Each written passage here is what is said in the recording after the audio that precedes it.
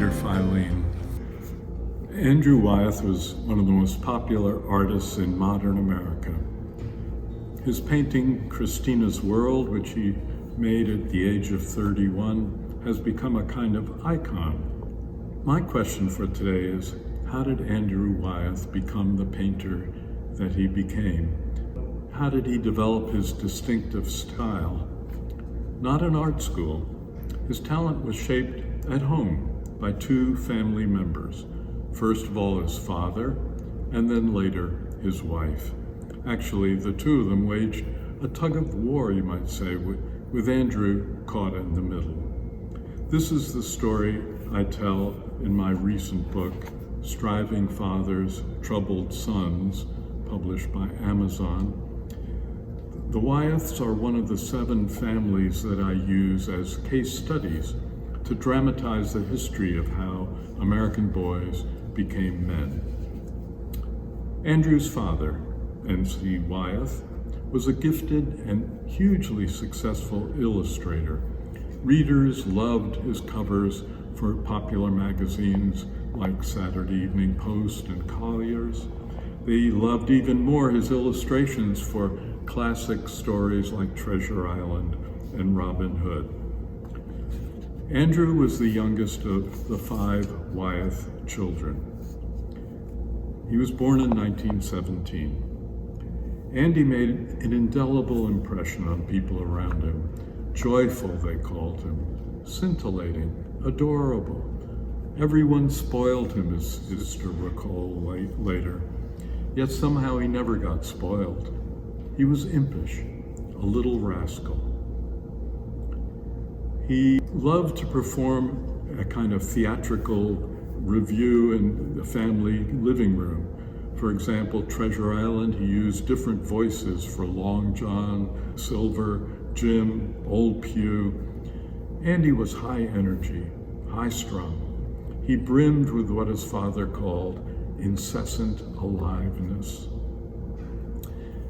As the youngest, he was spared the kind of dictatorial upbringing that his father imposed upon the other 4 kids. Andy was allowed to roam the hills of Brandywine around the family farm. He was pretty much kept away from other kids, partly because he was often sick with sinus infection. He had a hip condition so that he couldn't run with the other kids. He was very unhappy in his first year at public school, so his father brought him home to be tutored by the neighbors. I felt so left out from other kids, Andy recalled. Paint was my only chance. So he painted incessantly, compulsively, medieval castles, English grenadiers and pirates, knights in armor, war battlefields with bombs bursting in splashes of red. Andy's showing phenomenal ability in drawing, his father exclaimed when Andy was about 9 years old. No doubt that this is more than a phase. I may establish a man Wyeth in my studio to carry on after me. He let the boy roam free for years. And then one evening, when Andy turned 15, NC intervened. Andy, next week, I want you to come up to the studio, draw from casts, get started in academic training. To make the process more interesting and appetizing, you might say, instead of the traditional sphere or cube, his father leaned a pirate pistol against a flat white paper background. For the next 5 months, Andy drew it from every side, every angle, accurately. No color at all, just in charcoal on white paper.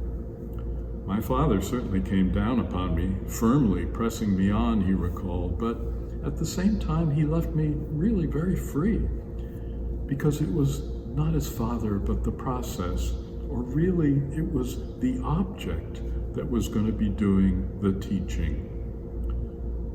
When the time came to learn anatomy, for example, NC provided a skeleton Oh, it was a marvelous revelation, Andy remembered. I drew it hundreds of times from every conceivable angle for months. That's all I did. Then he went outside. When he drew a tree, Andrew walked close to count the branches, every one, down to the buds, down to the corrugations on the bark. I got as intoxicated doing that as I'd been in throwing paint against the canvases in my earliest childhood work. At age 20, Andrew went to Maine to live on his own for the summer.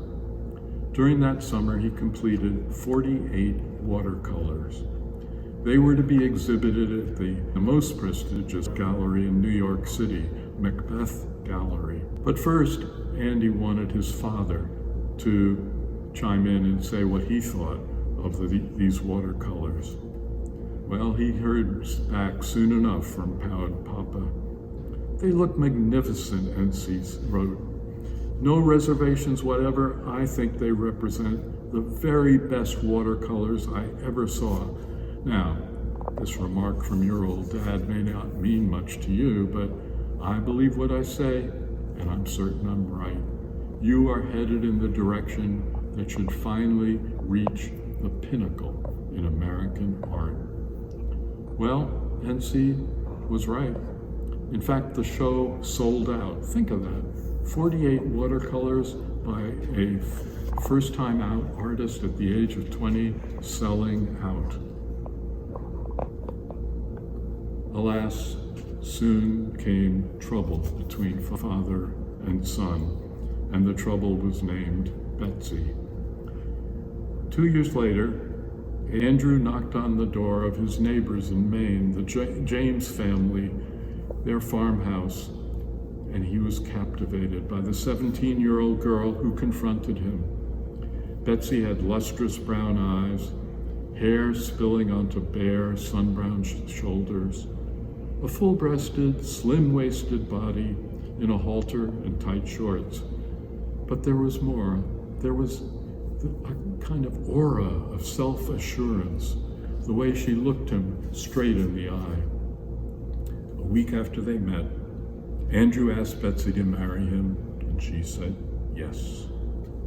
The wedding took place several months later in the James's house in front of 100 family members and guests. In the midst of the ceremony, there was this rather bizarre moment. Andrew was about to kiss the bride when his father, NC, inserted himself between them. Father and son embraced, weeping. I mean, it was a cartoonish moment in which here's the aging patriarch brazenly, or you might say pathetically, trying to renew his hold upon his disciple. Well, if he thought that his 18-year-old daughter-in-law was going to submit or move to the side, he was very mistaken. During the next couple of years, Betsy forged what we might call a collaboration, an aesthetic collaboration with her husband. She served as his muse. She encouraged him to shift his style from this bright, dramatic watercolor to the more monochromatic, dispassionate egg tempera, the kind of surface that we're used to seeing in his mature paintings. NC had been advising Andrew, you've got to get color in your pictures. Well, Betsy instead said, look to the power of white. And most of all, rather than meticulous realism, what Andrew would later call every fucking leaf, she advocated eccentric angles, metaphor. I was taking out the softness, she recalled, sharpening the edges, going after the real meaning. And increasingly, Andrew trusted her.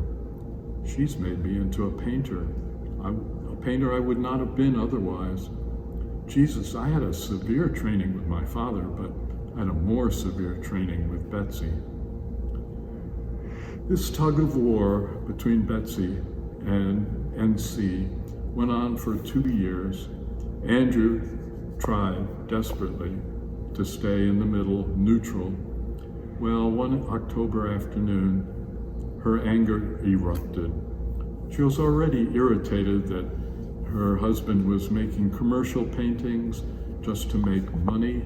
Granted, they needed money, but he was a true artist and she hated this commercial work. Andrew was at work making a cover for a book.